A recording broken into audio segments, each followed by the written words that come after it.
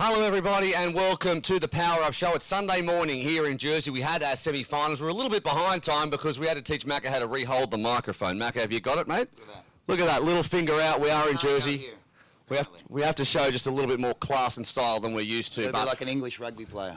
Is that right? We've just put half our Facebook audience offside. Don't worry, your team's great. Not as great as mine, but that's okay. Next 20 minutes, we're going to be talking all about the semi-finals. We're going to have a couple of big-name guests as well in terms of the athletes, and we're going to talk finals today, and this is when it is run and won. There's been some fantastic performances yesterday as well. Don't forget you can get in touch with us and abuse MACCA all you like on our Facebook, Instagram, and Twitter. It's at Super League Triathlon, and we'll talk about MACCA's predictions as well. You were good on one side, not so good on the other. It was good across the board, I thought. Well, you always think that no matter what. It wasn't too bad. I was close enough. My only poor prediction was the Canadians not doing as well as I thought they would. I had Felicity Sheedy riding, getting through because she had 1,000 to 1 odds. Yeah, that's because she had juicy odds. That's why you liked it. But other than that, it was. I thought I did okay. Yeah, we'll talk a lot about the Canadians. I beat the data. Is that right? Well, we'll talk about that when we get Graham Atchison from Forecast on. But what was your highlight of the day overall before we get into it?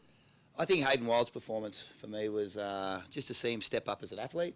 He was so pumped coming in, just everything about him this year's. Just been watching his progress in Super League last year. I thought he was, he really rose to the occasion, was so pumped. And the interview we did after him, you could see the excitement in his face. So that was really cool. 30 seconds quicker than Vincent Lewis. And so a lot of people overnight have been like, well, Hayden Wild, he's the man to beat. But Vincent always seems like he's got a couple extra gears.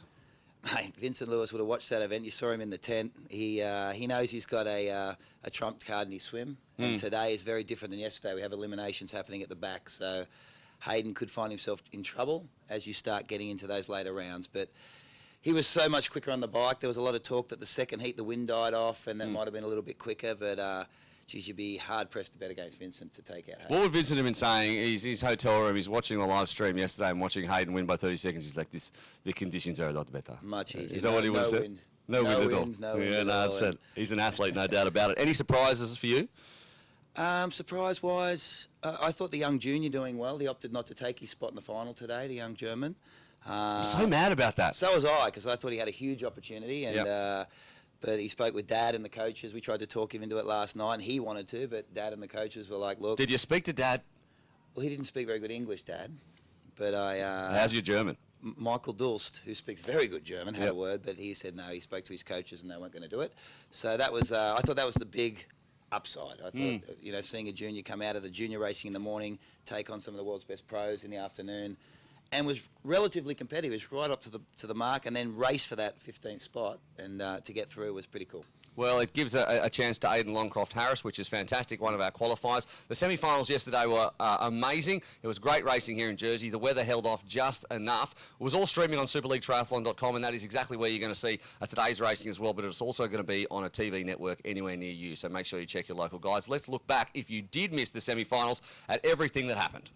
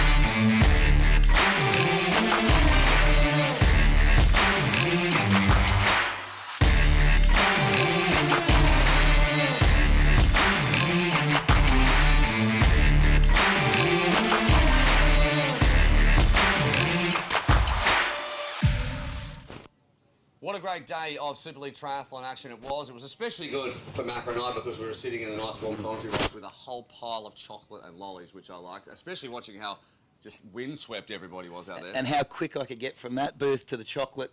It was right next to it. Straight back. I'd run back and forwards because Will was demanding more and more food. That was a great afternoon. Yeah, especially when we saw some athletes out there just trying to deal with the conditions. Georgia Taylor-Brown and Tyler Mislichuk join us right now. Georgia, unfortunately, injured. Taylor isn't going to be racing. Probably one of the biggest upsets, to be fair. He's had such a great season to miss out on racing. Tyler, I guess we'll start with you. Mostly because your feet aren't touching the ground there and I don't want you to fall off the box. But, mate, what happened out there? It had a bit of a... Oh, we won't call it a mechanical, but there was a bit of an issue for you. Yeah, just a bit of problem with my front wheel. Got out of the water at the front, was chasing Vince, and almost buckled on the first corner. And, yeah, it's something wrong with my front tire. I'll get it replaced for Malta, but... These things happen. This is, this sucks to not be in the final, but yeah, you said Aiden Longcock Harris is in the final here, so we'll be cheering him along as the Canadian Maple Leaf for us. What do you, when you say the problem with your front tyre, was it just that it wasn't fast enough? Yeah, something like that. Was that the main problem? Nah, there was something on the tire, Yeah. so yeah, just sliding out around all the corners. And I mean, you look at this course, it's not something to have anything wrong, and you're racing the best guys in the world. If you're off by any percent, you're out the back, so. All right, just share the mic there with Georgia as we ask Georgia, what did you think of the racing yesterday? It was good to see the Brits do really well, especially in the women. Sophie Caldwell's in the final, Vicky Holland's in the final as well. But overall, it was a classic British day and some great racing. Yeah, it was definitely interesting to watch. It's hard to watch when you're not racing and you want to be on the other side. And yeah, obviously, if I was racing, it would have been a lot more interesting. Is that right? Yeah. No, but it was really good to watch, and to be honest, it was fast out there. Cassandra was amazing, and I mean, she just makes it look so easy. And she kept all the other girls on their toes, and I'm sure they'll be going in today quite nervous, and knowing she's got the short shoot as well isn't great because that's been given away now. But no, it'll be really exciting to get out watching today. Did you have the opportunity to talk to some of the girls last night? I had the opportunity to talk to Emma Jeffcoat, who did that whole race on a flat tyre, asked about the technicality of the course. She said it wasn't that bad, but others were saying these changes made it really, really tough. Yeah, the girls didn't say much about the course in general, but I think the first day is always such a shock, especially the first race as well, because we've come from much slower racing where you've got a bit of time to get into it. So the first race is always such a shock for everyone, and then you kind of get into it for that second race. And now the second day, I think they'll be ready to go, and they know what it's all about now. They know where it's going to hurt, and they know where they need to push. Yeah. The Enduro is coming up today. It's swim, bike, run, and then another swim, bike, run. So we see how fast we can push. And we were saying yesterday in commentary, by 2023, we're going to have 6 or 7 together and just see how they go. Or maybe like a 24-hour Eliminate Enduro. one per triathlon. Yeah. So it becomes just the keep long going course until version of Vincent the Lewis has done 11 triathlons, and he just keeps getting faster But the and big faster. difference is they eliminate from the back today, which is a big change from yesterday, and makes it, and these guys know more than anyone, I think it makes it a lot more difficult for those athletes that have a weaker discipline. Personally, my favourite part. Yeah, totally. When you see the yellow flag come out. We have to hit mute while you go, heh. Yeah, exactly. Go on. Pause it right there. That's the moment that her heart broke. That's my favourite part, because I can't do triathlon at all. But I want to get predictions from all of you guys right now. I guess, Georgia, let's start with you. In the women's, Cassandra Beaugrand, she won a day. She won the Saturday last year in Jersey. She won her semi-final as well here, and she had Katie Zafiris in it. We talked about maybe Katie switching off at one point and going, we're not going to get the short shoot. The short shoot's a bit shorter than that last time. But I asked her yesterday, was there a time when you switched off on that run and let Cass have it? She's like, oh, no, there was not. So what do you think's going to happen? I think the 3 that are going to be fighting it out are Cassandra, Katie, and Clamour.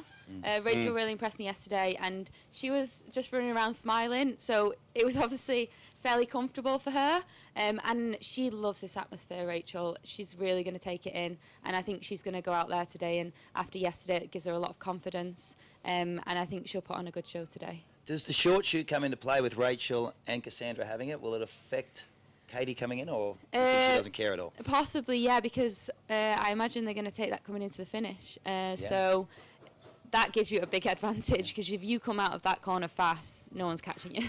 Just an explanation, if you won a semi-final yesterday, you pick up a short shoot for today, which is effectively about we think it's 3 seconds, about a 3-second shortcut at the bottom end of transition on the turnaround. That's for on the run, and they can use it at any of the runs. So, Tyler, what do you think in the men's?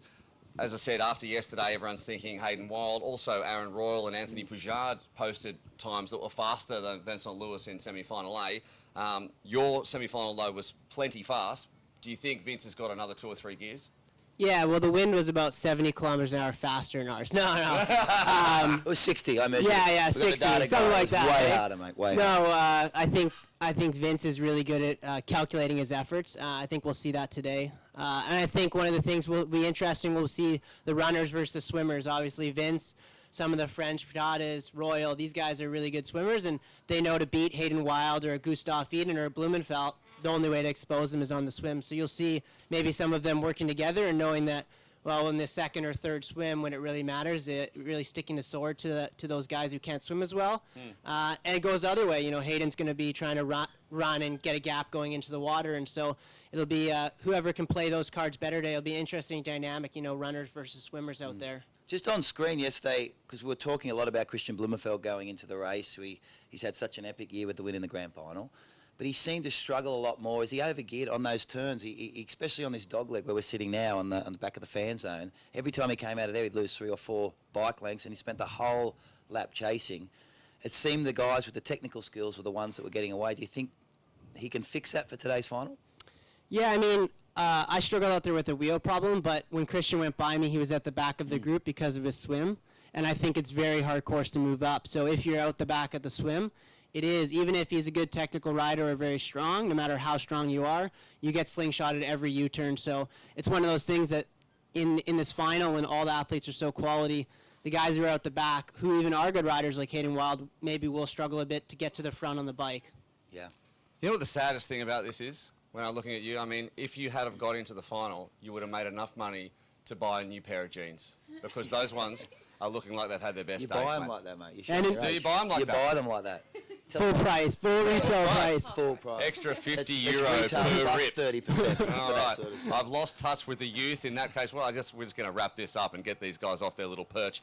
Another little interesting tidbit we have this week is something that's a bit different for the age group medals, and we're going to see one in just a second. They're made from recycled plastic. They're definitely a unique collection to your triathlon medal collection. Let's have a look at how they were made. So these medals, I've got one here, they are made of recycled plastic, and so it's a really good way to use plastic that otherwise would have ended up in landfill. And we've got these machines called precious plastic machines that shred the plastic and turn out like this. What's really cool is an event like Super League is obviously connected to the ocean, and that's Protect Blue, that's our thing, we're an ocean agency, so to do something that can make a difference and that can have a positive impact and just get people thinking about you know, where our plastic goes and how we can use it in different ways and make it valuable rather than something we just want to throw away. I think that you know, the hope is that first thing is it just makes people a bit curious and they have a think about it when they see it, and they start to look at their use of plastic in their day-to-day life. And the thing I think for us, one of the biggest messages, it's not about getting rid of plastic altogether, that's almost impossible, but getting rid of single-use plastic is a really easy thing to do. And so maybe this might be the moment that someone makes that decision. I think we're quite lucky because we're an island and we're self-governed, which means we have a fair amount of influence on what happens, and our government here in Jersey are really proactive in so much as single-use plastic and sustainability as a whole. And we've been part of a movement called Plastic Free Jersey, which is alongside Surfers Against Sewage. So working really hard to work with local businesses and schools and community groups to get rid of all their single-use plastic. So yeah, I think right now we're leading the way in the UK, which is awesome. And there is the medal. I didn't really know how to hold it because I've never held a medal before, but it's very special for me. I've done nothing to earn it whatsoever, but it is going home with me, and I'm going to hang it up. I'll show you, Will. I'll show you how to do it. Is that right? You usually have heavier ones than these, but this is cool. This is something different. And when you see a triathlete's pain cave, if you like, and they like to show them on Instagram, they're always covered with medals, and this one's going to stand out. There's nothing like it. Oh, without question, it's pretty cool. Like, well, a lot of the medals you do get as an athlete, especially events around the world, you tend to put them in your pain cave and they sit at the back. So we looked at trying to design something and do something sustainable and cool that people would remember, and that one is one of those. When you go to MACCA's house, it's like a shrine to MACCA. Yeah. Like you walk through. From the and minute you're you like, walk in the front door till the it starts chronologically. So you get in there, it's like 1991, and then you get in the next room, 1992. It's great. This is the nursery years. This is me at primary school. It's wonderful. It's fantastic. I love it. Oh, dear. No, it's not. It's all chucked in the garage. No, come to my house, you wouldn't know I did sport. My wife threw everything out because the medals were ugly. It's a true story. There you go. Emma.